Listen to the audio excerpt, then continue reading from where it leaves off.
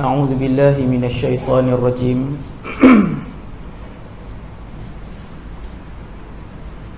بسم الله الرحمن الرحيم الحمد لله رب العالمين والصلاة والسلام على أشرف الأنبياء والمرسلين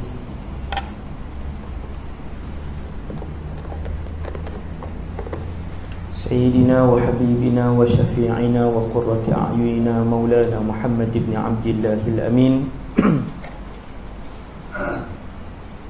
وعلى آله وأصحابه ومن تبعهم بإحسان إلى يوم الدين ولا حول ولا قوة إلا بالله العلي العظيم ولا حول ولا قوة إلا بالله العلي العظيم ولا حول ولا قوة إلا بالله العلي العظيم. أما بعد, pengurusi Timbalan Pengurusi Jawatan Kuasa Surau Umri, Tuan Imam, muslimin muslimat yang dirahmati Allah Subhanahu wa taala sekalian, syukur kepada Allah Subhanahu wa taala. Petang ni, malam ni hujan mencurah-curah, menandakan bahawa Allah menghantar rahmatnya ke tempat dan kawasan penempatan kita. Alhamdulillah.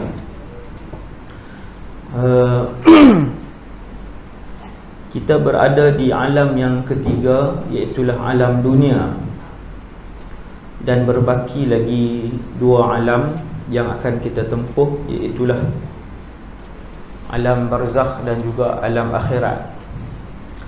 Ada orang tertanya-tanya, barzakh ni bukan akhirat kah?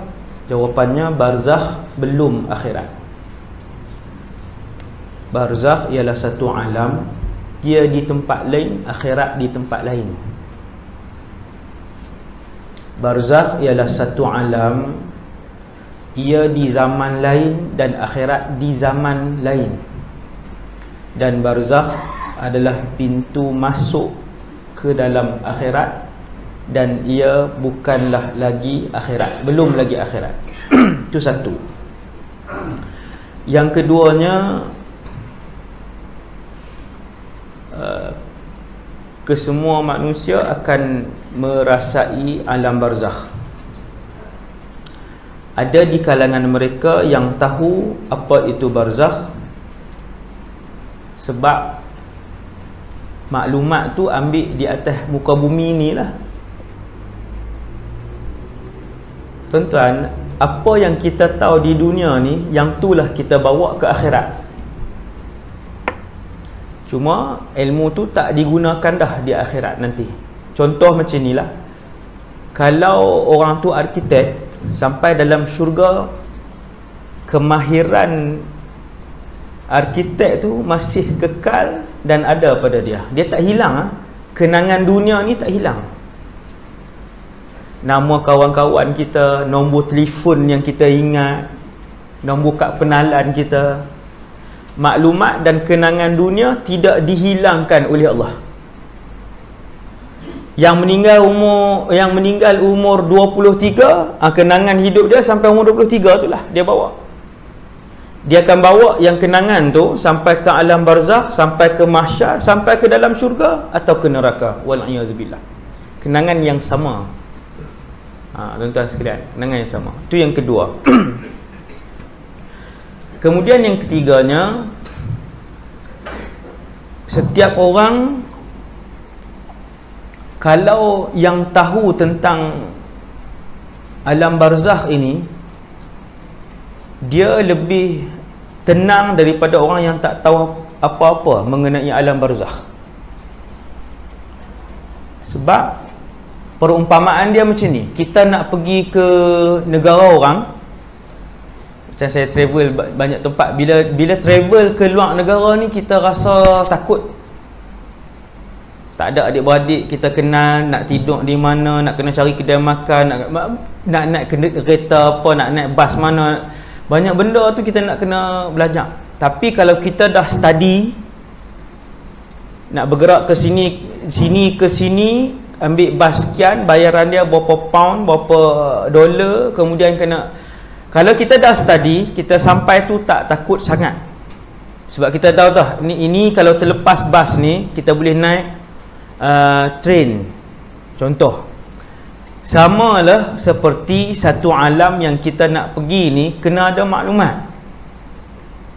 Dan alam ini, iaitu alam barzakh ni, dia adalah yang paling dekat dengan kita semua, sebab dia alam yang keempat. Sekarang kita semua duduk nombor 3, alam dunia nombor 3, alam barzakh nombor 4, dan alam akhirat nombor 5, yang terakhir. Kalau satu orang minggu depan ajal dia, maksudnya seminggu lagi lah dia nak pergi ke alam ni, seminggu lagi lah. Dan malam ni dia sedang mendengar tentang perjalanan yang dia akan tempuh. Hari ni kan banyak mati mengejut. Tuan-tuan pergi hospital, yang meninggal umur 20-an, 30-an, 40-an ni sama banyak dengan yang meninggal umur 60-an. Budak-budak kan mati banyak, aksiden lah, mati sakit, mati. Ustaz-ustaz pun mati muda hari ni. Dia tak kira kamu ustaz ke, kamu ulama ke, tak mati. Para nabi pun mati. Jadi kematian mengejut menjadi salah satu dari tanda kiamat kecil yang Nabi sebut, yang berlaku di akhir zaman. Zaman dulu tak ada, zaman lah makin banyak, semakin banyak hari ni. Tuan-tuan sekalian, satu fakta tentang kematian. Yang pertama, kullu nafsin dha'iqatul maut. Semua yang ada nyawa akan rasa sakit mati. Dalam surau ni semua sedang memandang saya sedang memandang tuan-tuan. Kita bernafas, kita duduk di atas bumi, bermaksud kita masih ada ruh. Satu hari ruh ni akan direntak keluar.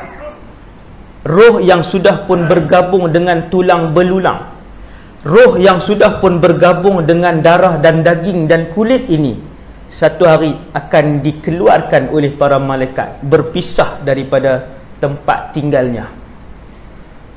Waktu itu nama kita bukan lagi Datuk sekian-sekian, tetapi orang akan panggil kita mayat.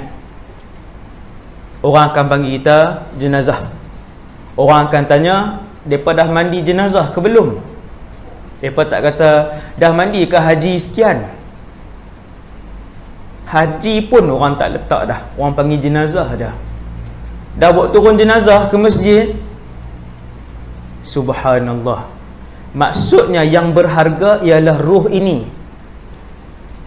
Hak ni zahir, tempat tempek saja. Yang berharga itu ruh.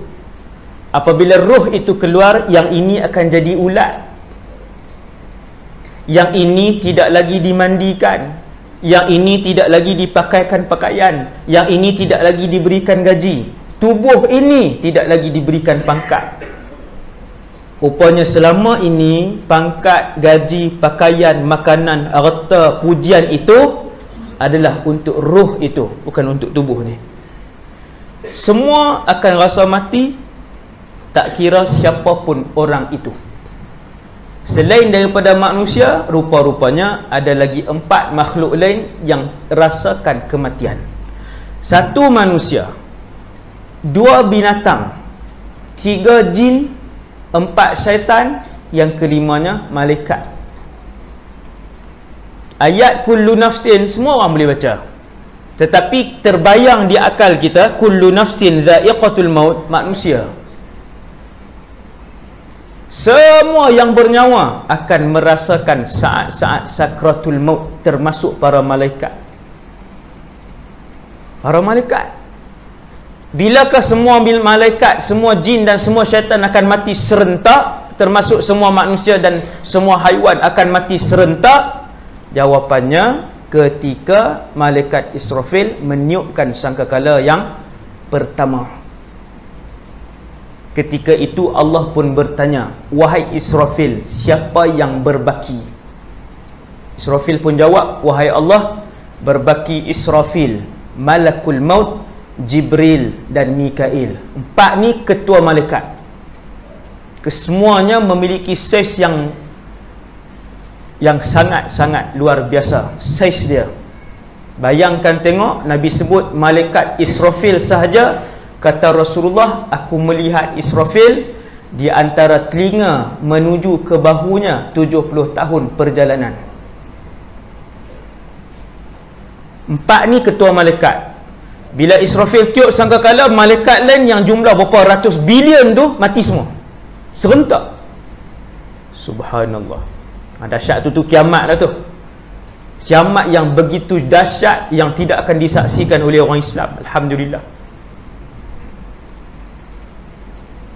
Lalu Allah SWT bagi tahu kepada malaikat maut. Allah bertanya malaikat maut, saya silap tadi, bukan Israfil, malaikat maut. Allah arahkan malaikat maut, cabut nyawa Israfil, cabut nyawa Jibril, cabut nyawa Mikail. Lalu siapa yang berbaki? Sedangkan Allah Maha mengetahui dengan jawapannya. Tapi kalau Allah tak buat perbualan tu, tak sampailah hadis tu kat kita. Disebabkan ada perbualan tu, sampailah malam ni hadis tu. Lalu jawab malaikat maut, berbakilah aku dan juga Zat Al-Hayyul Qayyum, Allah lah. Maka berkata Allah, mut ya malakal maut, matilah kamu wahai malaikat maut. Subhanallah. Semua mati. Inilah kullu nafsin dha'iqatul maut. Kucing mati, ayam mati, lembu mati, kesemua jin, syaitan, malaikat, manusia akan mati serentak. Ketika itu hanya Allah Subhanahu wa ta'ala. Tuan-tuan bayang, sebelum alam ni wujud, hanya Allah dengan zatnya sahaja. Allah ajalah. Syurga tak ada, neraka tak ada. Kita tak boleh nak bayang macam mana keadaan tu. Satu hari kita akan tengok jawapan itu. Waktu semua duduk dalam syurga nanti, tanyalah apa soalan. Banyak soalan. Saya tak boleh jawab, Nabi Muhammad tak boleh jawab, Jibril tak boleh jawab. Banyak soalan. Ia rahsia Allah. Antaranya keadaan azali itu, ataupun sebelum azali. Sebelum Allah menciptakan, azali lah, waktu azali. Waktu tu tidak ada makhluk. Kemudian kesemua manusia dan makhluk yang 5 jenis ni akan rasa bagaimana mati itu, dan ia adalah kesakitan. Mati ialah kesakitan. Inna lillahi wa inna ilaihi raji'un. Dan Allah tidak menangguhkan ajal sesiapa sahaja dan sebaik manapun orang itu. Yang ditangguh ajal ni ada hadis seorang saja, Nabi Musa alaihissalam. Dia seorang saja. Tu cerita lain, lagi panjang. Nabi Musa ni dia tak mau lagi. Waktu malaikat maut datang, dia tumbuk malaikat maut. Hebat tau. Ni hadis sahih ni, yang saya sebut tadi ni. Nabi Musa menumbuk malaikat maut tu, hadis sahih. Dengar macam cerita kartun pula, kan? Tapi sungguh dia kata aku tak mau mati, kan? Punya sayang Allah dengan Nabi Musa ni. Dia sebab tu dia ulul azmi yang ketiga, ranking ketiga di kalangan semua makhluk yang wujud atas alam ni. Nabi Musa nombor 3. Hebatlah, tinggilah kedudukan dia. Jadi tuan-tuan tengok ni, tak payah tengok jauh lah, ni dalam Malaysia kita ni, jawatan apa pun mati. Orang biasa mati, ada pangkat mati, hak miskin mati, hak kaya pun mati. Yang tak ada siapa kenal, orang serkam je kenal. Tak ada siapa kenal, mati. Yang satu Malaysia 30 juta orang kenal, mati juga. Subhanallah. Mati tidak bersyarat. Dia tidak bersyarat. Allah tunjuk pada kita menteri mati. Allah yarham Jamaluddin Jarjis, menteri. Tengoklah jadual dia pada hari kematian dia. Pada hari kematian 2 minggu lepas tu penuh jadual. rasmi sana, pergi sini, mesyuarat sana sini dan sebagainya. Dia pun tak tahu dia nak mati. Dia tak tahu dia nak mati. Ada pangkat pun mati. Allah yarham Sultan Abdul Halim, 2 kali jadi yang di-Pertuan Agong, mati. 10 kali pun mati kalau pegang jawatan tersebut. Orang kaya kan. Bulan lepas tak silap saya, Iron Lady kan, Iron Lady Malaysia, syarikat dia Security Force tu, yang duk angkut duit juta-juta, satu van tu ada juta-juta tu. Kita tengok van warna koko buruk je. Dalam tu ada senapang, ada orang jaga, 2 orang di belakang, ada jutaan dalam tu. Pekerja dia 6,000 orang. Kita 3 orang pun kerja tak larat banyak gaji. Kan? Duk tangguh gaji. 6,000 orang pekerja dia. Sebulan dia kena bayar lebih daripada 10 juta gaji. Mati ke tak mati? Mati. Mati. Kullu nafsin dha'iqatul maut. 1, 2. Mati ni menyakitkan. Ni maklumat ni. Sebelum pi barzakh ni, mati dulu. Kan? Ni 2017. Ada orang 2017 tahun terakhir dia hidup. 2018 tak sempat. Sekarang dah 3 bulan dah. Dia menanti hari, tetapi dia tak tahu. Kerana mati itu, saya akan sebut fakta yang seterusnya. Mati itu tiada siapa pun tahu. Fakta kedua, tuan-tuan sekalian, untuk saya dan kita semua, mati itu menyakitkan. Cukuplah kita tahu mati itu menyakitkan untuk menginsafkan kehidupan seharian kita. Siapa yang sakit, Ustaz? Semua yang merasakan kematian sakit. Kalau orang soleh tak sakit kot, Ustaz? Orang soleh apa? Rasulullah pun sakit. Hadis sahih riwayat Sayyidina Aisyah, hadis sahih Bukhari atau Muslim, bahawa Rasulullah SAW merasakan kesakitan mati. Tapi tak samalah macam sakit mati orang kafir, tetapi tetap sakit.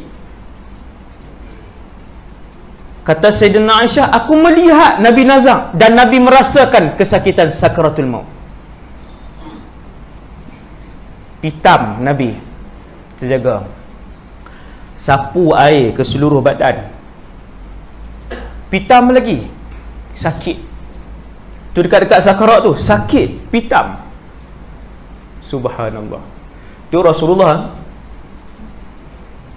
Kali yang keberapa Nabi jaga, Nabi pun ambil air, sapukan ke muka dia, nak bagi segar. Nabi kata, ala inna lil mauti la sakarat. Ketahuilah sesungguhnya bagi kematian itu kesakitan. Apabila malaikat maut cabut nyawa seorang, bila roh tu mula direntak ataupun ditarik keluar, kalau orang beriman dia tarik keluar dengan perlahan, waktu mula tarik tu, waktu itulah setiap manusia tahu itulah kematian. Kalla idza balagatit taraqi wa qila man raq. Orang mengaji tajwid sukalah tampaian ayat ni kan. Nak tengok benda apa nama dia saktah kum kan. Kita duk belajar baca Quran tu, berhenti. Wa qila man raq. Itu ayat mati tu. Ayat yang waktu duk keluar roh tu, yang tu. Kalla idza balagatit taraqi wa qila man raq. Waktu keluar tu, bila keluar tu, sedang keluar tu, ahli keluarga cemas, sedih, cemas, huru-hara dalam rumah, dalam keluarga kita. Siapa nak berubat dia? Siapa yang akan rawat dia? Wa dhanna annahu al-firaq. Orang yang sedang keluar ruh dari badan dia itu yakin itulah kematian. Dhanna, dia yakin. Dhanna di sini maksud dia aiqana, dia yakin. Siapa yakin? Yang sedang ruh keluar dari tubuhnya itu. Apa yang dia yakin? Annahu al-firaq, inilah kematian. Bila mula tarik itu dia kata, yang inilah mati. Kenapa dia tahu itu mati? kerana kesakitan yang sedang ditanggung ketika roh menjalar keluar itu tidak pernah dirasakan oleh mana-mana manusia hidup.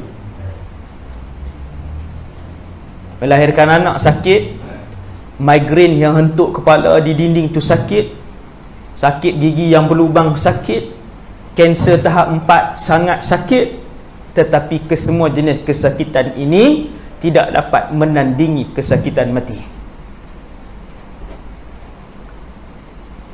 Dan dia tak ada doa, ya Allah buanglah sakit ketika mana kematian, tak ada. Nabi cuma ajar Allahumma hawwin alaina fi sakaratil maut, ya Allah peringankanlah. Sebab tu haram mengasari mayat ketika mana ia dimandikan. Haram, hukum dia berdosa. Yang buat kasar-kasar tu, saya tengok lah selalu kan, memang kasar lah. Siapa dia nak buat elok-elok? Mayat, bukan mayat ahli keluarga dia, mayat orang, dia pun tarik tu. Kecuali yang mandi tu anak dia sendiri. Sebab tu ulama suruh latih anak. Kalau ayah dia anak mandi jenazah ayah dia, takkan dia nak buat kasar, mesti dia buat lembut. Jadi tuan-tuan yang dirahmati Allah sekalian, mati itu menyakitkan. Rasul sakit mati, saya dan kita semua inna lillahi wa inna ilaihi raji'un. Sebab itu satu saja yang Nabi sebut yang tidak rasakan sakit mati ni, iaitulah satu kumpulan punya hebat. Kumpulan ni adalah kumpulan syuhada. Syuhada ni dahsyat lah. Mati syahid bukan yang mati terbakar, mati tenggelam, mati melahirkan anak, itu syahid juga, syahid akhirat. Ni yang syahid dunia akhirat ni. Yang syahid di medan peperangan. Syahid di medan peperangan, antara hadiah besar ganjaran yang Allah sediakan kepada mereka ialah mereka tidak merasakan sakit mati. Kena niat nak mati syahid lah. Berani ke? Ni soalan ni untuk saya sekali ni. Berani ke? Sanggup ke? Satu, berani. Yang kedua, sanggup. Kenapa sanggup, Ustaz? Rumah tak habis bayar lagi, anak belajar lagi 3 orang, baru daftar syarikat 3 bulan lepas, tak dan tengok seorang dia pun anak berkahwin, duit KWSP ada 93,000. Dia mau tinggal ke semua tu? Mau tinggal ke? Keluar daripada negeri 2 minggu pun terketak-ketak dah, orang kata ketak-ketak ni duk teringat dah. Pi umrah semua kat duk teringat. Waktu nak pi tu seronok, waktu nak balik tu tanya kan, kalau boleh skip sehari. Tak mau transit dah nak balik kan. Kalau boleh tak mau singgah-singgah dah, kalau terbang yang direct flight, kalau boleh turun kat airport Melaka tu, seronok kan. Pasal apa? Nak pergi, nak tinggal lama lah, tinggal rumah, tinggal kedai, tinggal kerja, tinggal pejabat, tinggal harta, tinggal anak. Sebab tu manusia bila dia pilih untuk berjihad fisabilillah, dia tinggal semua ni, maka Allah memberikan beberapa ganjaran, antaranya dia tidak merasakan sakit mati. Nak cari mana tuan? Nak cari mana? Syahid. Dan ada lagi berbelas-belas lagi kelebihan lain yang diberikan kepada syuhada. Tu saya baru cerita satu tu, dia tajuk ceramah tu, kelebihan syuhada. Dahsyatlah, tak boleh digambarkan orang mati syahid ni. Dan yang dirahmati Allah sekalian, yang ketiganya, mati itu tidak diketahui oleh sesiapa pun. Selama ni tuan-tuan kita semua dengar nak mati ni ada tanda. Betulkah tanda tu? Berapa orang yang tahu tanda tu? Adakah semua orang yang nak mati akan mengalami tanda tersebut?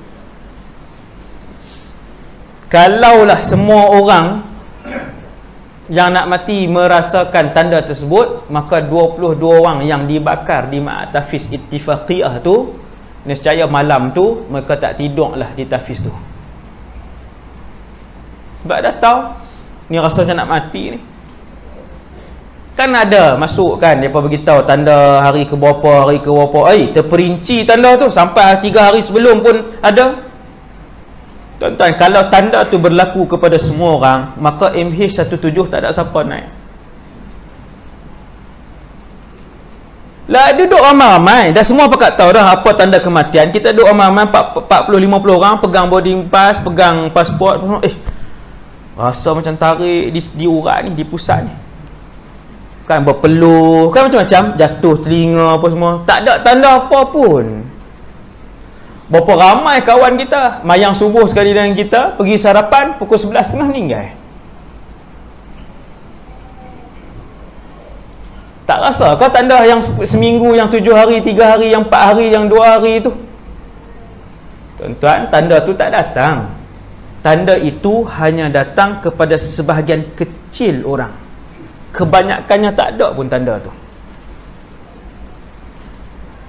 Kebanyakan tak ada pun tanda tu. Pergi market lagi, pergi market beli ikan, daging apa semua, balik masak, dah letak atas tu, meninggal. Dah letak atas dapur apa semua tu, duduk di depan, baru pegang surat khabar 5 minit, habis. Lembek macam tu je.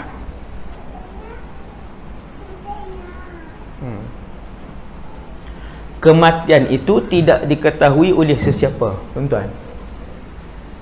Jadi tuan-tuan jangan tunggulah, duk tunggu, tak pernah rasa pun ustaz. Duk tunggu tak pernah rasa di pusat, di dahi lah, tarik dahi sebagainya, tak pernah berpeluh sebagai. Jadi kematian ini adalah rahsia Allah Subhanahu Wa Taala. Para rasul tidak tahu bila mereka akan mati. Para rasul yang paling tahu tentang kematian ni, tuan-tuan, saya tengok yang paling tahu ialah banduan akhir. Banduan akhir ialah mereka yang melakukan jenayah kemudian dihukum gantung sampai mati oleh hakim. Macam mana dia tahu ustaz? Bila hakim jatuhkan hukuman setelah 2 tahun ke 5 tahun ikut kes, maka dia pun akan diasingkan sel, dia panggil sel akhir kan, dan kemudian dia akan digantung pada hari Jumaat di antara jam 6 hingga jam 7. Kurus kering hak banduan akhir ni. Lalu makan, tuan-tuan, 2 minggu nak tunggu mati. Tuan-tuan nak makan capati lagi. Oh sedap, duk kilas capati. Angkat gearbox, duk ketuk lagi.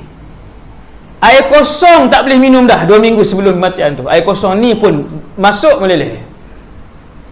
Habis nikmat. Nak make up 2 minggu sebelum mati. Nak pakai baju cantik, seminggu tu boxer pun tak tukar. Dia pun tak ada nafsu dah nak hidup. Tak ada nafsu dah. Orang biasa ke, kepala samsing ke, pegawai penjara kata ustaz, hak bertetu sampai seluruh badan ni pun bila masuk dalam sel tu menangis macam budak kecil. Nak samsing apa kita ni? Nyawa satu je. Nyawa satu je. Kalau ada nyawa 2000, boleh gagah lah nak samsing. Ni bertetu. Oh, pegang beberapa kawasan waktu hidup dulu. Masuk dalam sel akhir, berdiri pun tak boleh dah. Khamis malam Jumaat. Panggil lah ahli mana? Dah besar sangat kawasan. Subhanallah. Waktu tu baru dia berasa betapa jijik dan kerdil diri dia di hadapan Allah Subhanahu Wa Taala. Penjara bagi RM6.50 hari terakhir untuk dia pilih nak makan apa. 10 orang banduan akhir ke 10-10 selalunya tak order pun. Tuan-tuan nak order char kway teow? Malam akhir tu nak order char kway teow? Tak ada. Hidanglah apa pun makanan kegemaran dia tengok dia. Tak boleh lah. Yang itulah yang saya lihat antara kumpulan yang Allah SWT bagi tahu bila dia nak mati. Itu pun dia hanya tahu hari dan jam. Dia tak tahu minit ke berapa dan saat ke berapa. 6 hingga 7 pagi. Kadang subuh lambat sikit. Sekarang subuh awal 5.50. Sini 45. Awal kan. Kadang dia akan subuh sampai 6.15. semayang, jaranglah bandun akhir tak semayang. Sekejap lagi nak kena gantung. Tak ada yang belaga. Berapa kawasan pun dia pegang, kalau dah masuk dalam sel tu, tak ada yang angkuh dah. Solat dia, solat. Menangis. Waktu tu rasa kemanisan bila mengaku dosa di hadapan Allah. Manis rasa. Subhanallah. Masa jadi tak cukup. 6.15 solat, 6.30 baru habis semayang. Selalu bukan 6.30, semayang pun tidak. 6.30 habis solat, doanya panjang kan. 6 hingga jam 7, 6.30 baru habis solat, baru angkat doa seminit 2 minit. Pegawai mai datang, cik nak ke mana? Nak terima anugerah? Cik, ke tali gantung. Pelawaan yang paling hina sekali, yang paling menakutkan. Akhirnya dibawa dan digantung.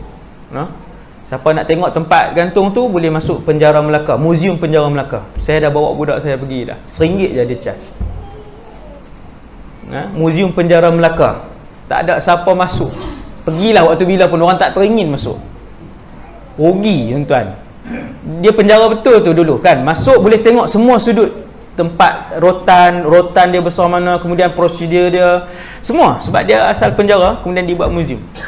Sampai ke tempat gantung, dia akan bawa sel-sel tu, bawa anak-anak kita, tunjukkan, tolak masuk dalam tu sekejap kan, 5 minit jadi kan? Tengok baru dia tahu, berpeluh-peluh dia kan. Itu tempat betul tu. Dulu memang banduan duduk di situ, memang digantung di situ. Ada kan. Dalam Malaysia yang tu saja tu muzium, tak silap saya. Muzium penjara dalam Malaysia satu tu saja di tempat tuan-tuan. Saya main jauh bawa budak-budak kan masuk situ. Sekolah-sekolah sangat baik untuk buat kan. Tidak ada yang tahu bilakah kematian. Nombor 4 tuan-tuan yang dirahmati Allah sekalian, yang paling penting sekali ialah bagaimana kita menghabiskan usia kita, iaitulah pada saat terakhir hari kematian kita. Yang tu paling penting. Tuan-tuan, kita tak tahu apa nak jadi ni. Di hujung-hujung ni kita tak tahu. Ni alhamdulillah ustaz main surau selalu apa semua ni. Tuan-tuan sekalian, ada tu imam 30 tahun jadi imam, akhirnya tinggal masjid, tinggal semayang, aurat pun tak tutup. Kita boleh jamin ke ending kita? Sebab tu Nabi ajar Allah makhtim lana bi husnil khatimah. Yang tu lah.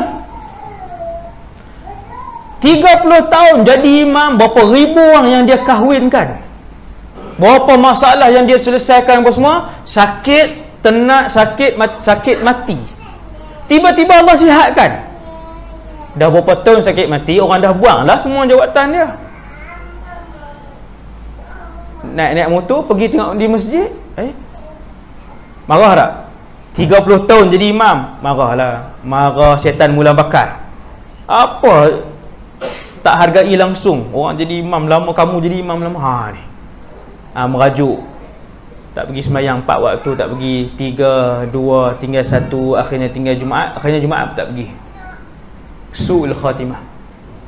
Su'ul khatimah. Ada orang yang Nabi cerita bunuh 100 orang dan mati pada hari tersebut setelah bertaubat. Putihlah, bersih, kosong, tidak membawa 1 gram pun dosa. Dia bertaubat hari terakhir itu. Subhanallah, husnul khatimah. Lelaki tu yang Nabi cerita tu, selepas dia bunuh 100 orang, dia rasa nak bertaubat. Pergi jumpa Tok Guru kata boleh. Kalau kamu bawa ke hadapan Allah sebesar bumi dosa, Allah membawa ke hadapan kamu sebesar bumi pengampunan. Dia pun rasa, ya Allah, boleh maaf, Allah boleh ampunkan. Taubat, kemah barang, nak pergi ke tempat orang soleh, meninggal tengah-tengah perjalanan. 1 rakaat belum pernah solat, tetapi meninggal dalam keadaan seperti mana bayi yang baru dilahirkan. Allahu Akbar.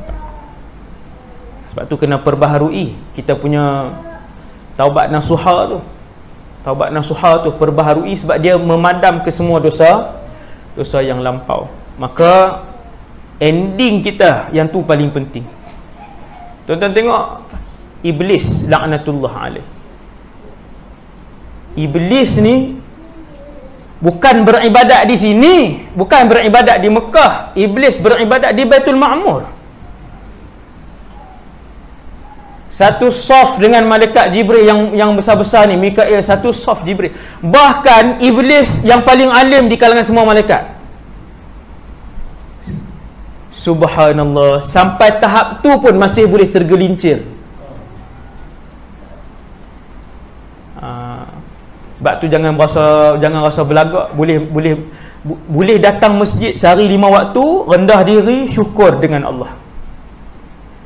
Boleh baca Quran sehari sejuzuk, rendah diri, syukur dengan Allah. Ending kamu tak tahu lagi.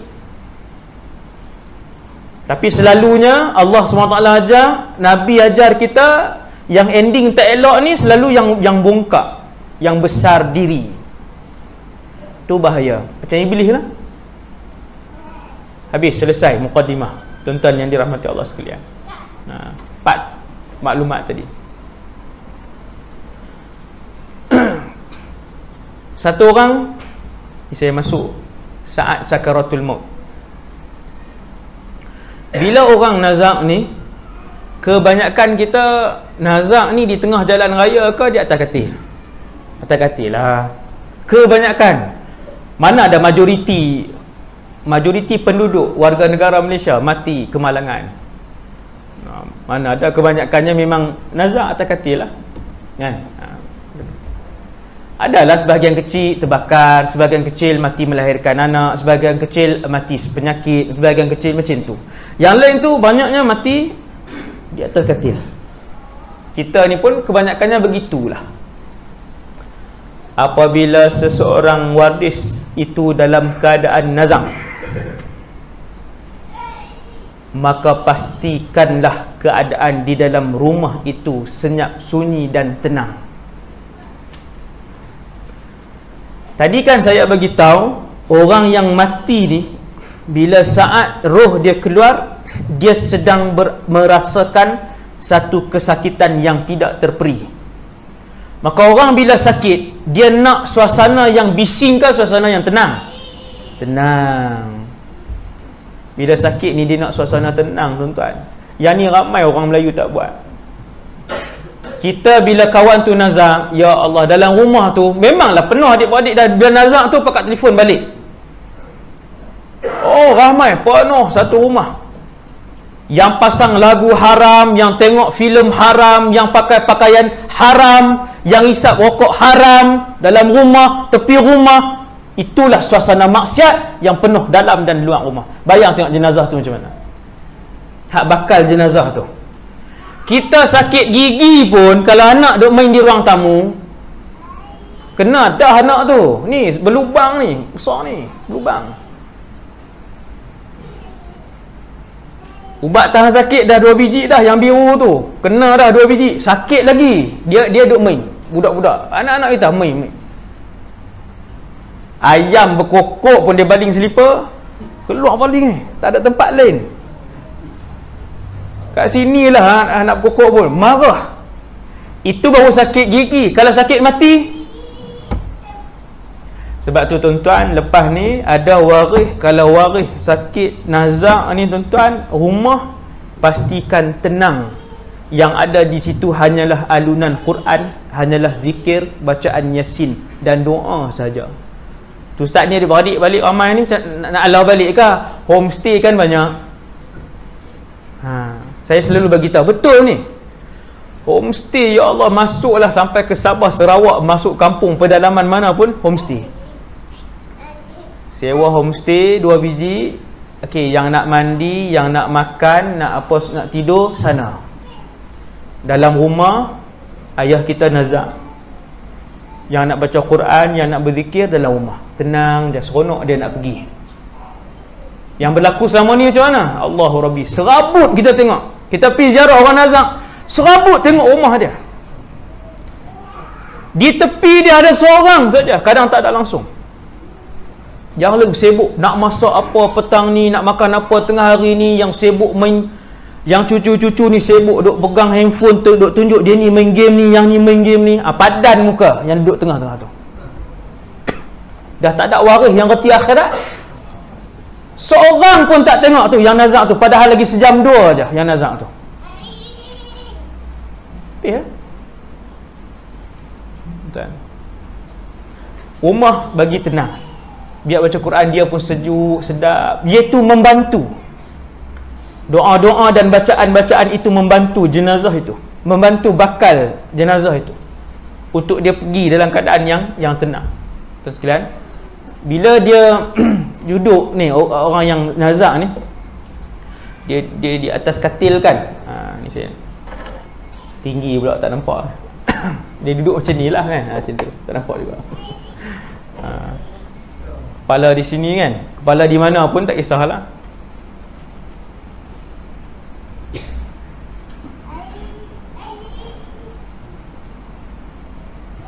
Malaikat maut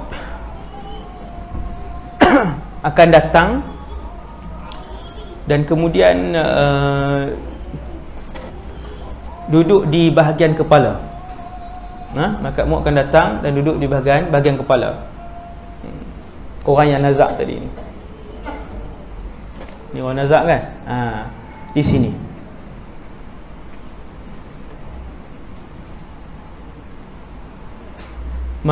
Malakul maut ini dia tidak datang berseorangan. Dia tak datang berseorangan. Dia datang dengan kumpulan. Iaitu sama ada kumpulan malaikat rahmat ataupun kumpulan malaikat azab.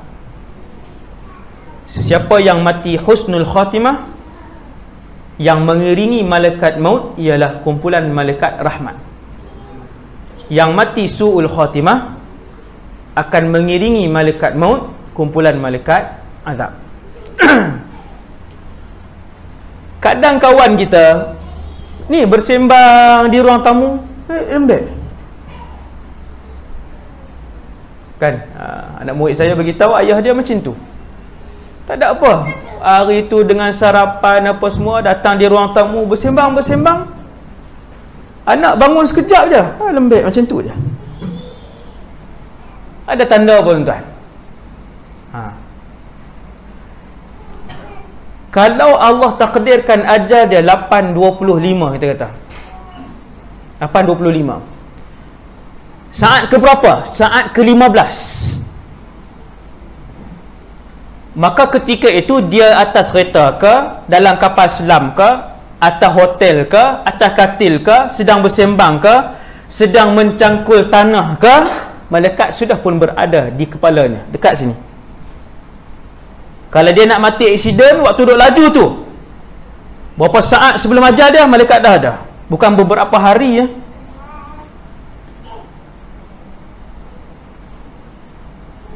Malaikat dah ada. Maka bila sampai jam masa, maka malaikat pun mula tarik daripada sini, tarik daripada sini, tarik daripada atas, tarik keluar. Kata Nabi, ketika mana orang itu mati dalam keadaan husnul khatimah, maka rohnya mengalir keluar dengan cepat. Bukan mengalir, dia macam air, dia rohnya menjulur keluar dengan laju. Lajunya roh dia keluar daripada tubuh dia. Lajunya roh itu keluar dari tubuhnya seperti mana air yang mengalir keluar daripada bekasnya. Ni buka tudung ni, tuang. Berapa saat je dia mengalir keluar. Begitulah saat-saat keluarnya roh bercerai dan berpisah daripada tulang belulang, darah dan daging seseorang itu. Dan ketika keluar itulah dia merasakan kesakitan mati. Tapi tak lama. Maksudnya yang bukan Islam lama lah Ustaz? Ya. Yang bukan Islam tu lama dia keluar.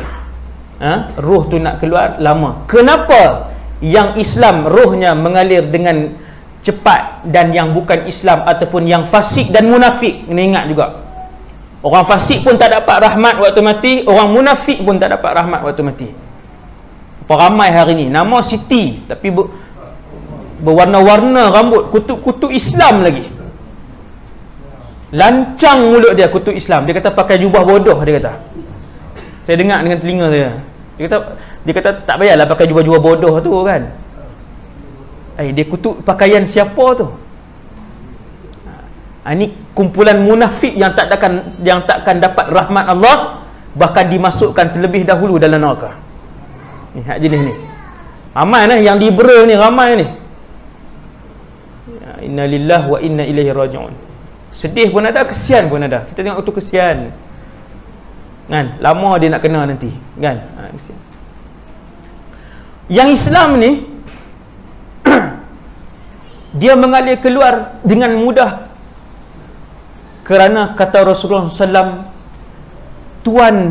tuan roh itu dahulunya ketika hidup di dunia dia begitu merindui akhirat. Dahulu ketika hidup menjalani kehidupan di dunia, di dalam hatinya sedikit pun tidak berbaki kecintaan dunia.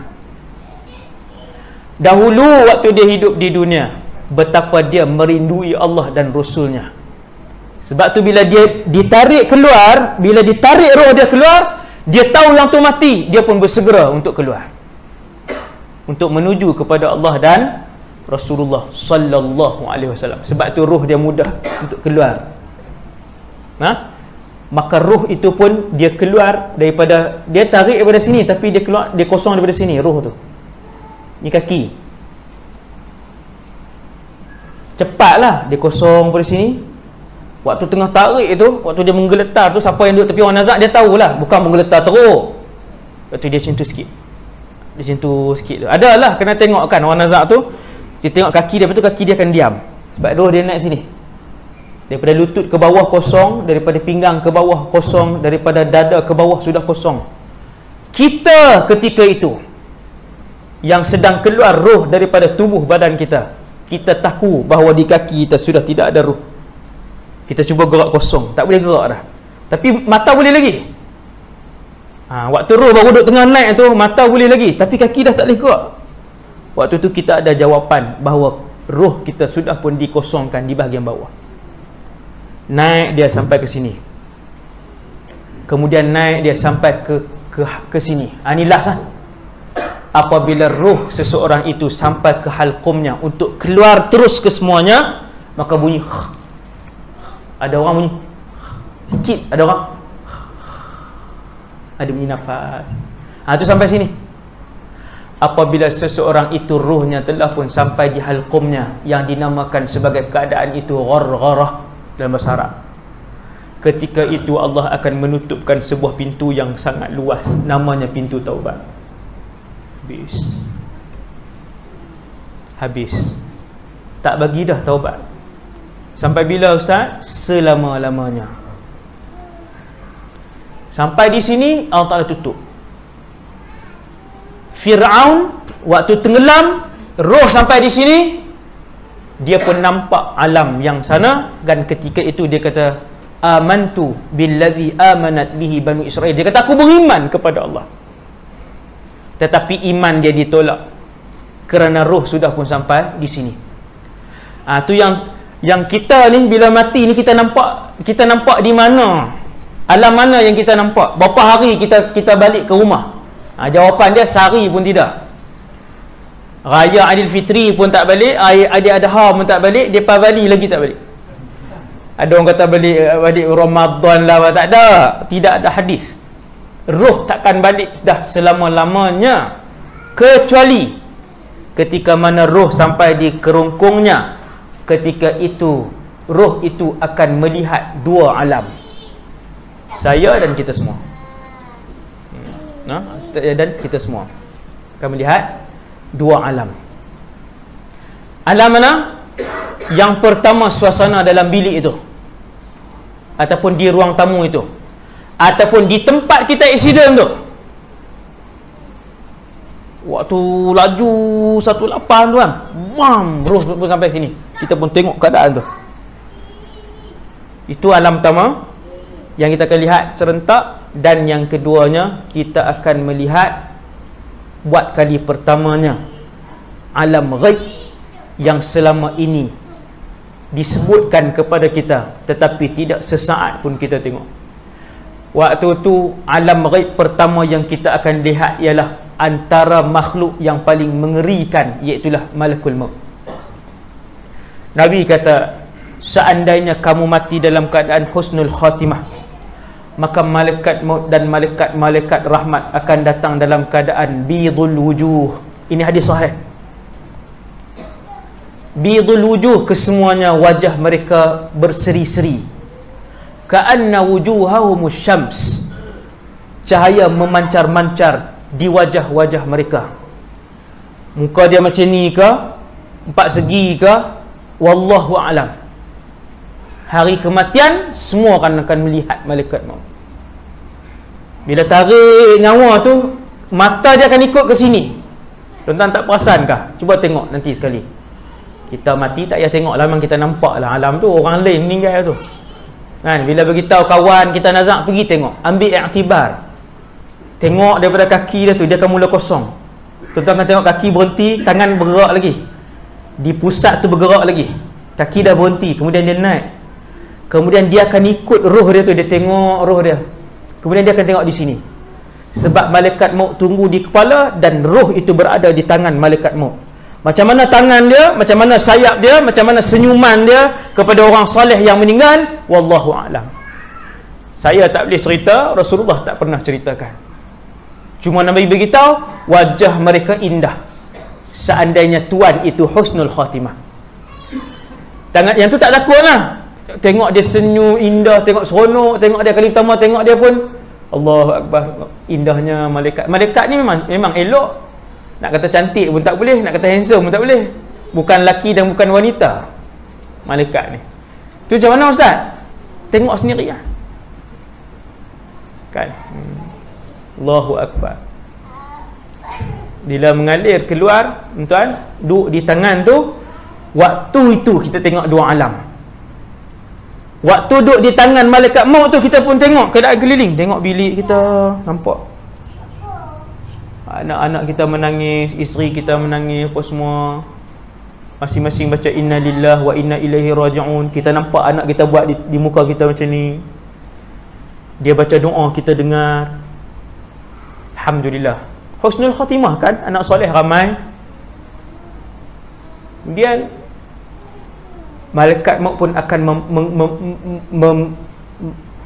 membalut kita dengan kafan daripada syurga. Macam mana dia balut, wallahu alam. Sebab jenazah di sana, jenazah dalam bilik tu, yang dibalut itu apa? Roh. Balut dengan kafan syurga, elok lah, cantik lah pakaian syurga.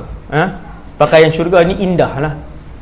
Kemudian diwangikan dengan wangi-wangian daripada syurga. Sekejap lagi bukan kita nak pergi syurga, kita nak pergi alam barzakh, tetapi telah pun dipakaikan dengan pakaian dan wangian syurga. Orang yang mati dalam keadaan husnul khatimah, bermulalah masa untuk dia rehat. Situlah rehat. Alam ni alam untuk berletih membuat kebaikan. Biarlah berlelah membuat ibadah kepada Allah. Ni alam ni, biar lelah, biar letih. Bukan tempat rehat lagi di sini.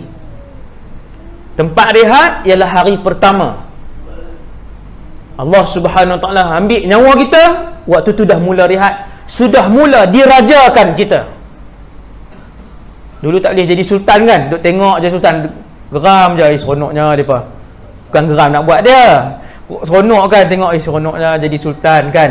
Dapat allowance apa semua, tak buat kerja apa pun kan, duduk saja je. Okey, boleh jalan atas apa, kapel, makanan yang terenak, rumah yang terbesar, pakaian yang termewah. Tuan-tuan, hari pertama orang meninggal husnul khatimah, dia akan menjadi raja pada hari itu. Pakaian syurga lagi mahal daripada sebiji muka bumi Allah. Minyak wangi syurga. Kemudian dia dibawa. Kita akan dibawa ke mana? Waktu itu kita akan dibawa menuju ke langit-langit yang 7. Dah teringin jalan lama dah. Nak naik kapal terbang gaya tak ramai lah kan, 1000 seorang je. Antaranya adalah kan. Jadi hari pertama kematian, roh akan dibawa. Jenazah kita di rumah orang urus lah. Roh ni laju. Ni kita akan cerita tentang rahsia roh ni kan malam ni tentang rahsia roh. Roh ini laju. Dan ia sangat ajaib keadaannya, roh ni. Keadaan dia sangat ajaib. Ketebalan setiap alam langit, setiap lapis langit 500 ton perjalanan. Berapa ribu kali ganda bumi lah. Bumi tuan-tuan naik jet, pusing berapa minggu, habislah keliling. Satu langit 500 ton perjalanan. Tetapi roh ni dia laju. Sebab tu malam Mi'raj Nabi keluar daripada Mekah selepas Isyak, balik sebelum subuh. Waktu tu laju. Perjalanan roh ketika itu seperti, memanglah Nabi Mi'raj badan dan roh, tetapi kelajuan itu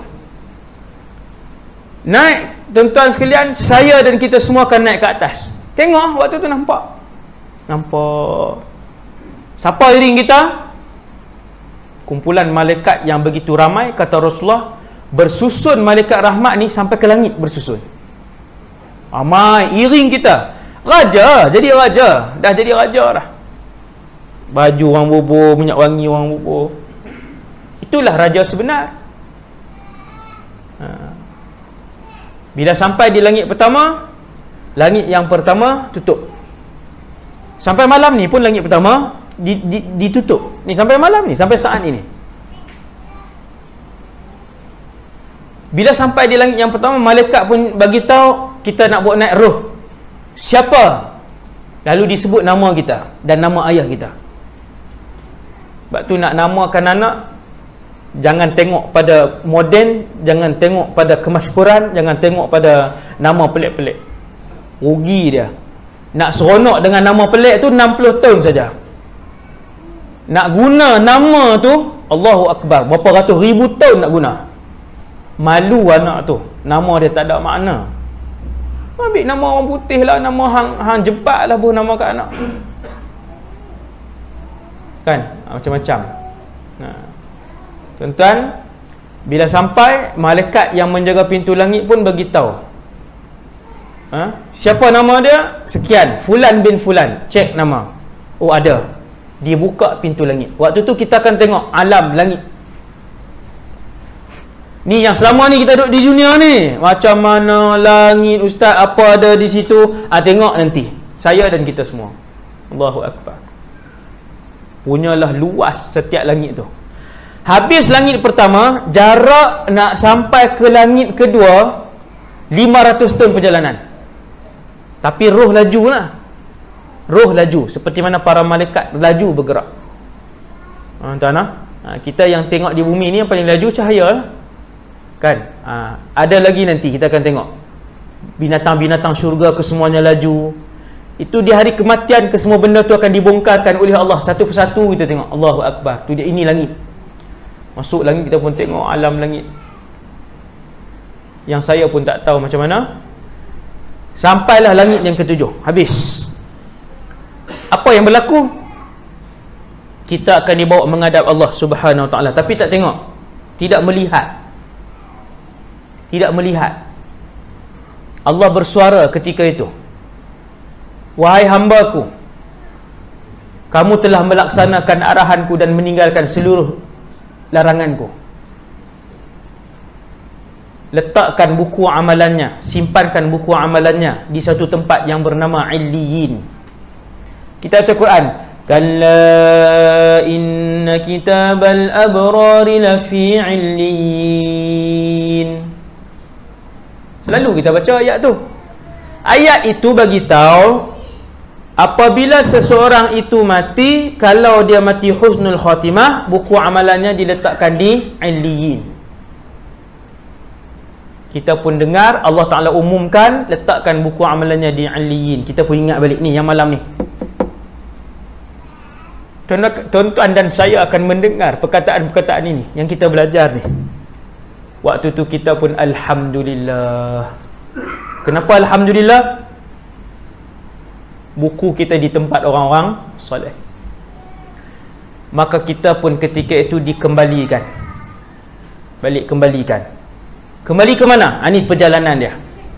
Turun balik daripada langit ketujuh. Setiap roh daripada zaman Nabi Adam, begitulah perjalanan mereka.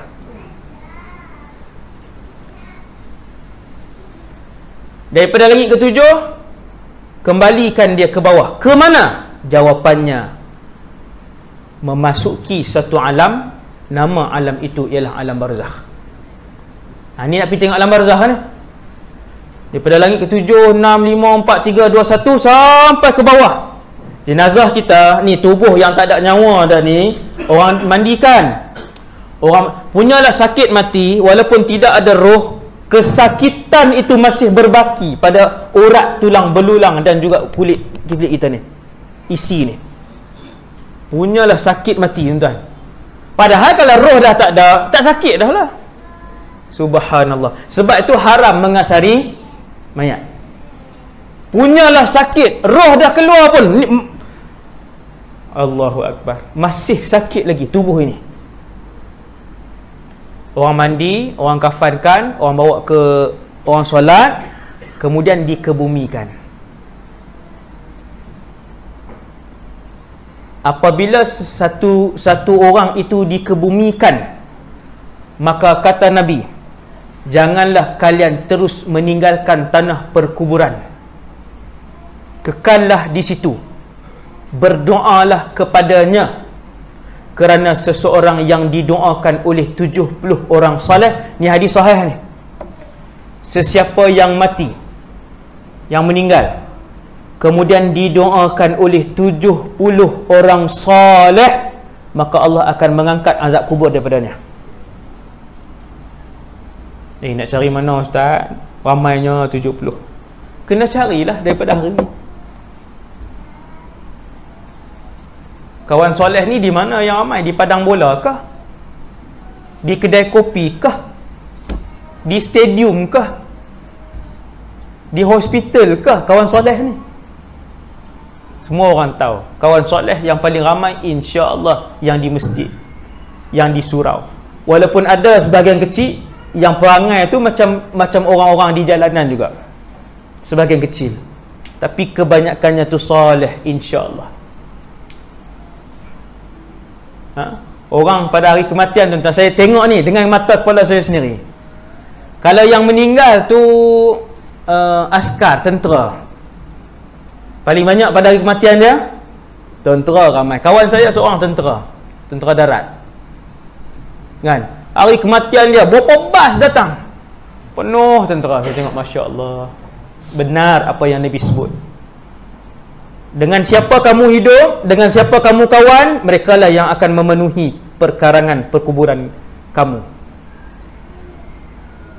Yang baik ke motor-motor besar, pada hari kematian dia 5-60 biji motor besar penuh. Jadi kita tengok, subhanallah, benar apa yang Nabi sebut. 7 orang bawah pokok, itu isap okok, 5-6 orang duduk main phone, ada 12 orang duduk di tanah kuburan, duduk cekak pinggang macam tu. Tengok, satu doa pun tak sebut. Kita perhati tengok, kan. Tapi kalau kawan-kawan kita, orang masjid, orang surau, ramai yang soleh di situ, no? Kita pula apa nama ni, dulu waktu hidup ada 2-3 mak tafis yang kita selalu bagi beras. Bukan 1000 pun sebulan, tuan-tuan. Cari mak tafis, cari sekolah agama yang ada asrama, kan. Cari rumah anak-anak yatim, hantar sebulan 10 kilogram. Tak mampu 3 buah rumah, 3 buah tempat, 2 buah tempat, 10 kilogram sini, 10 kilogram sini. Top up kita sebulan lagi banyak daripada beras tu. Pokok tak usah cakap lah, beratus. Hantar. Kalau pengetua kata, ustaz, apa nama pakcik, beras ni banyak dah, cik.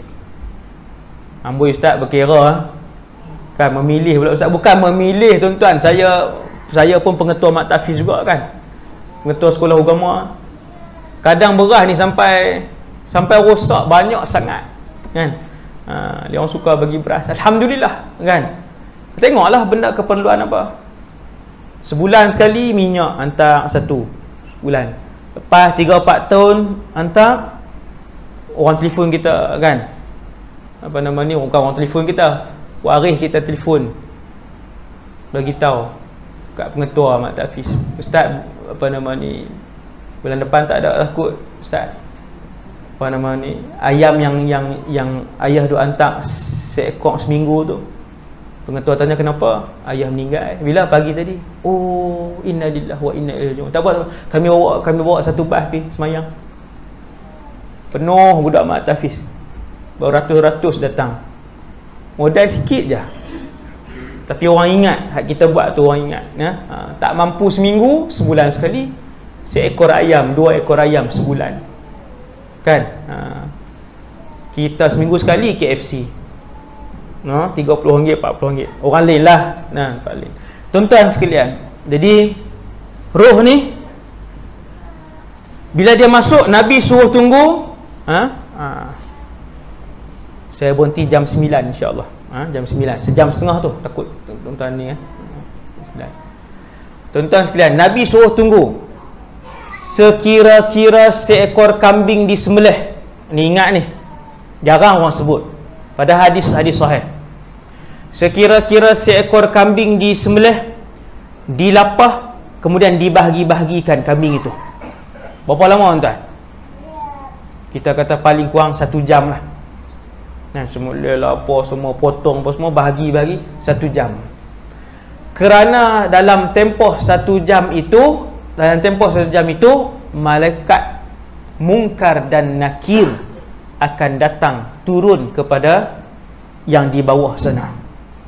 Tak kira lah kita duduk 5 jam ke 3 jam ke, selepas tempoh tu dia tetap turun. Memanglah ada hadis Nabi bagi tahu apabila semua meninggalkan tanah perkuburan, maka datanglah Munkar dan Nakir. Kalau macam tu, buatlah rumah tepi tu, tak main malaikat Munkar Nakir. Hadis tu nak bagi tahu selalunya orang tunggu lama ke orang akan tunggu sekejap je. Habis tadi orang belah lah.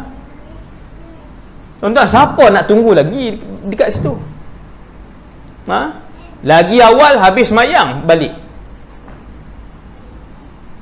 Mujur kalau yang tu ayah dia, tunggulah kejap. Baca tahlil berang, dia pun sekali dengan Tok Imam, awal pada Tok Imam lagi, tolong buka pintu pagar lagi. Kan, jom Tok Imam kita balik. Kami pun nak singgah 2 jam depan tu. Duduklah orang tua tu seorang. Tuan-tuan sekalian, dalam tempoh itu malaikat akan turun. Nabi pernah duduk di tanah perkuburan, seorang sahabat wafat.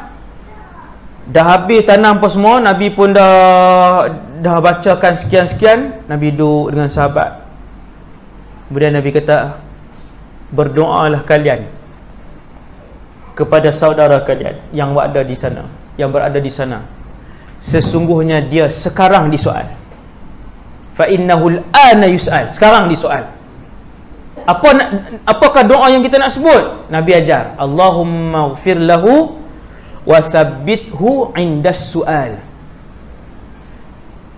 Allahumma ighfir lahu wa thabbithu 'inda as-su'al. Ni yang ramai-ramai bawa iring jenazah sampai tanah perkuburan, sampai masuk ni, nak baca doa apa? Duk saja ke? Doa ni lah, ya Allah ampunkanlah dia. 70 orang soleh sebut, terangkat azab kubur daripada dia, insya-Allah. Ini janji Rasulullah. Thabbithu 'inda as-su'al, ya Allah tetapkanlah lidahnya untuk menjawab soalan-soalan itu.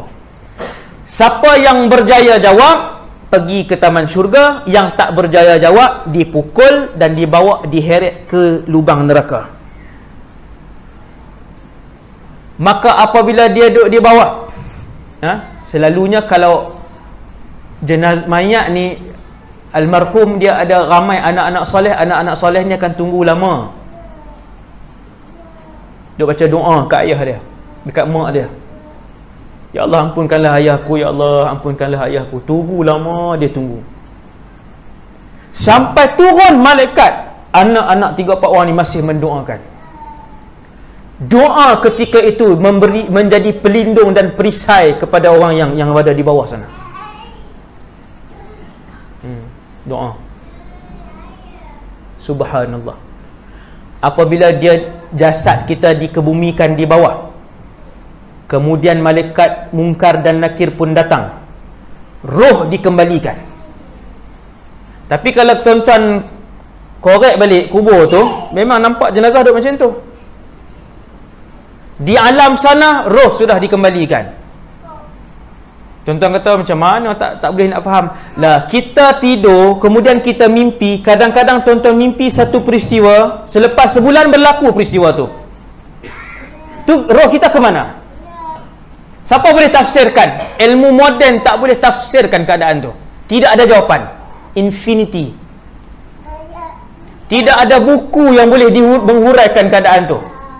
Kan banyak dalam hidup kita. Kita mimpi, lepas minggu nampak mimpi tu duduk di tempat yang sama. Kita tengok balik. Tuan-tuan, yang kita tengok dalam mimpi tu apa? Subhanallah. Itu rahsia alam.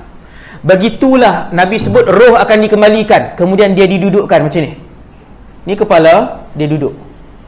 Kaki ni masih lagi terbentang macam tu, dia duduk. Lalu datanglah 2 malaikat yang berwarna hitam. Tubuh mereka, kedua-dua mata mereka biru. Gerun hitam legam, mata biru. Biru mata ni. Kemudian malaikat itu mendekati mereka. Ada hadis sahih, hadis riwayat Imam Bukhari, panjang hadis tu.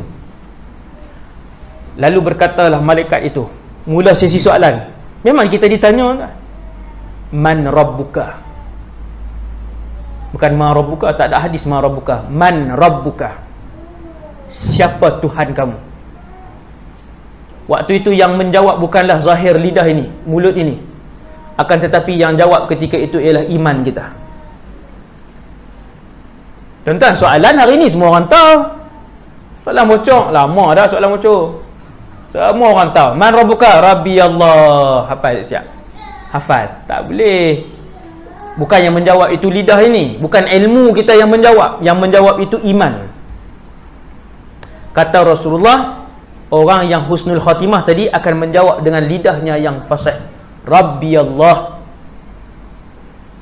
Madinuka? Apa agama kamu? Lidah dia akan jawab terus, diniyal Islam. Agama aku Islam. Siapa lelaki yang berdakwah kepada kamu? Muhammad Rasulullah sallallahu alaihi wasallam. Habis jawab tuan-tuan, selesailah sesi soal jawab. Inilah perjalanan dia. Itulah perjalanan dia. Habis jawab, kita pun lulus. Malaikat Munkar dan Nakir pun akan beredar, dan malaikat-malaikat lain akan membawa kita menuju ke satu tempat, namanya Raudhatan min Riyadil Jannah, taman syurga. Macam mana taman syurga, Ustaz? Tuan-tuan sekalian, taman syurga ini ialah alam. Dia bukan bilik kecil. Taman syurga, di alam barzakh ada 2 negara. Taman syurga, lubang neraka, 2 negara. Seperti mana di akhirat ada 2 negara, neraka dan syurga. Alam barzakh ini ialah sebuah alam yang luas. Tu kalau mati husnul khatimah. Kalau mati yang buruk tu nanti kita cerita lain, insya-Allah akan datang. Tuan-tuan sekalian, kita pun pergilah. Subhanallah, berapa ratus kali ganda lebih luas daripada bumi ni. Boleh berjalan ke Ustaz? Ya, boleh berjalan-jalan. Boleh tengok keindahan ke Ustaz? Ya, taman syurga. Takkan macam taman negara. Taman syurga. Sesiapa yang melihat di depan pintu syurga, belum masuk ke dalam syurga, baru depan pintu syurga, nescaya dia ingin untuk tinggal di situ saja. Tuan-tuan, taman syurga lebih indah daripada bumi ini. Di situlah kita akan berehat. Ada istana di Malaysia ni tuan-tuan, ada istana di Malaysia ni.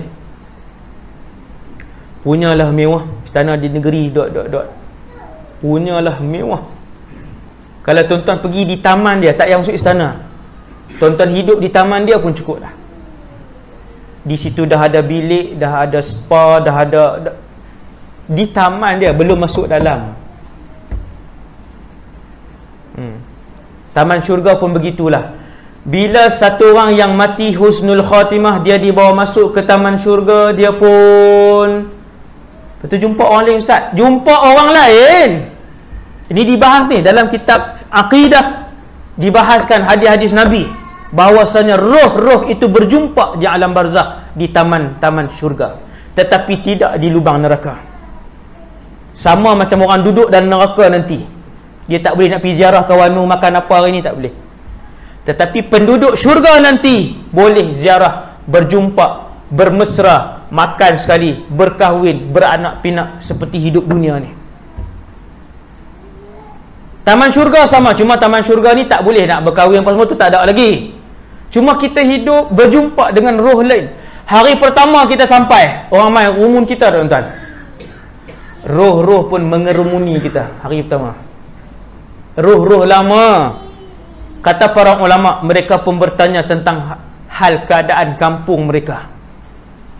Kalau yang meninggal tu orang Afrika, orang Malaysia tak pergilah tengok, itu negara Afrika, dia pun tak tahu nak tanya apa. Kalau yang meninggal tu kampung Serkam, penuh lah geng-geng roh Serkam ni pakat datang ni. Haji, meninggal hari ni, meninggal hari ni, dia tak sakit buah pinggang, tak fungsi lah dia tak. Masuk petang tak sat, masuk, lepas tu pi, tak ada dah.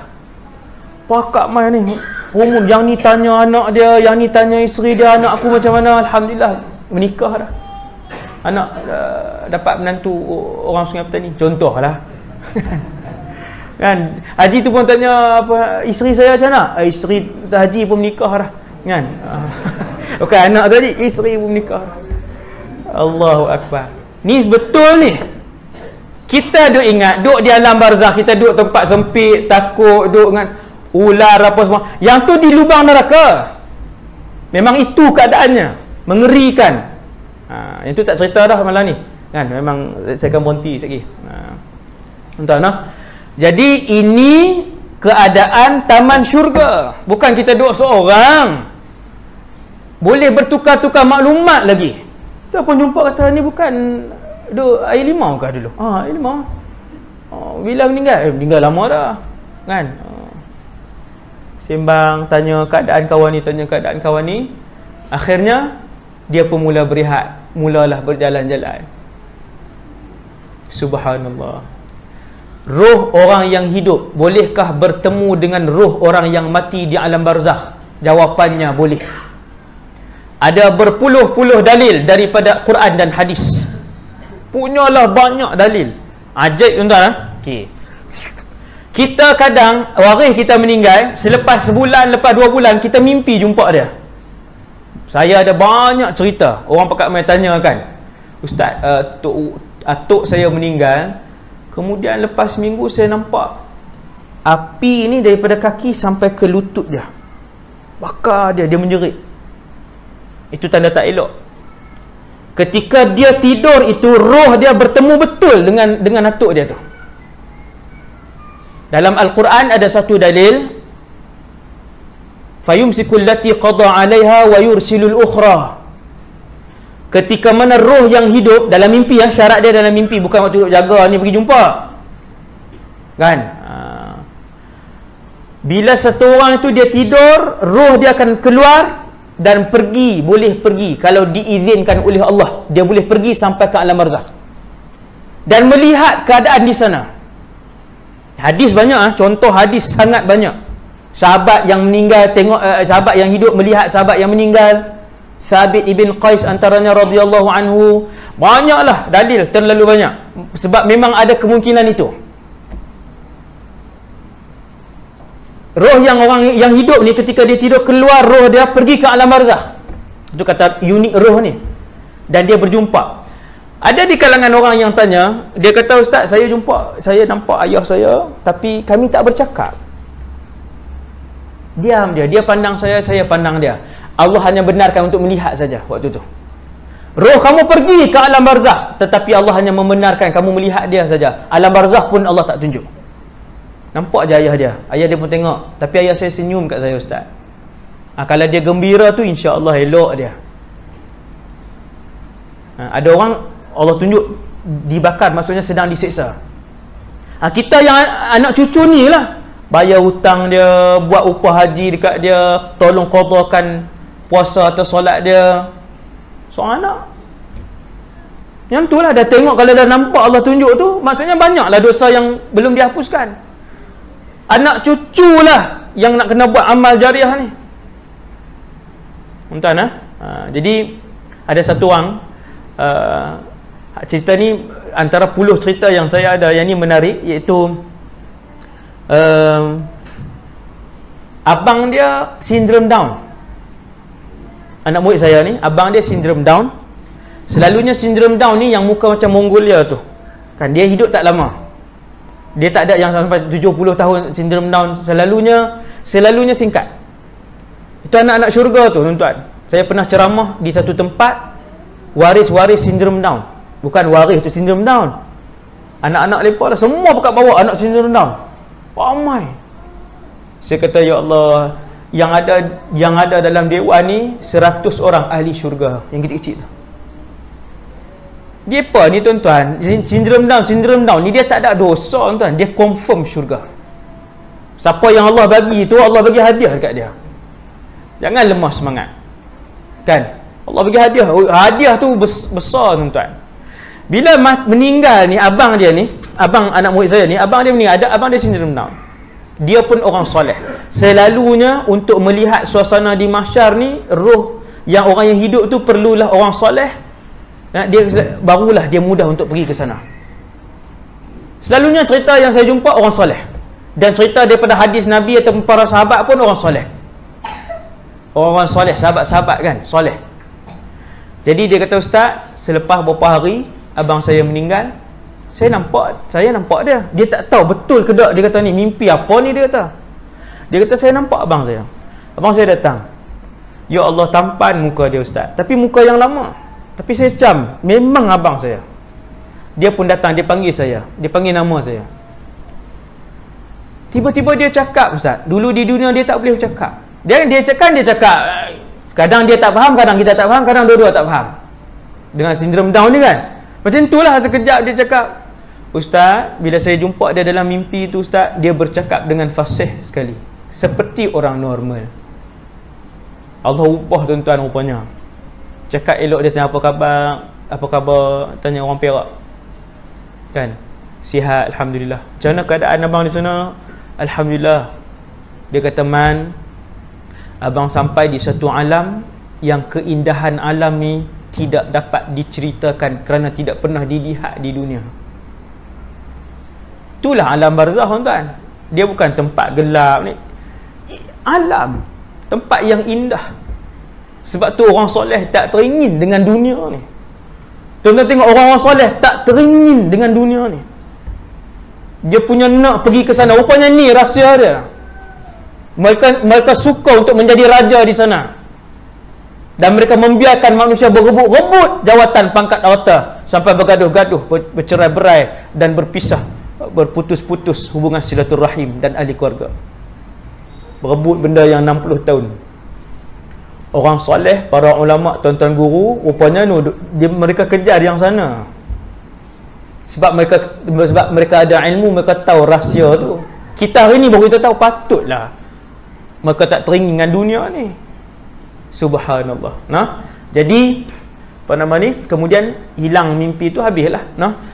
Habis dan kemudian kembalilah kepada kepada alam yang nyata ni.